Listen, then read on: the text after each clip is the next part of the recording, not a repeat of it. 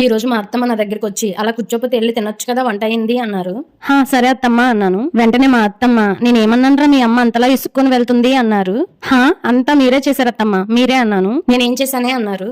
ఆదివారం కదా, పిల్లలకి ఇష్టం కదా అని నేను పన్నీర్ బిర్యానీ చేద్దాం అనుకుంటాను, మీరేమో పల్లి బిర్యానీ చేయమంటారు. పక్కనే ఉన్న మా పిల్లలు పల్లి బిర్యానీనా, నువ్వు ఉండరా నేనేదో రైమింగ్ కోసం వాడాను అన్నాను. పొద్దున్న టిఫిన్ కోసం గుంత పొంగనాలు చేసుకుందామా అత్తమ్మ అంటే సరే అంటారు. నేను లేచి చూసేసరికి ఉప్మా చేసి పెడతారు. నేను అదేంటత్తమ్మ అంటే అయ్యో మర్చిపోయానే అంటారు. లంచ్ లోకి వంకాయ మసాలా కూర చేయవే అంటారు. నేను ఫ్రిడ్జ్ లో నుంచి వంకాయలు తీసుకుని కడుక్కునే లోపల మసాలా అంతా నూరు పెడతారు.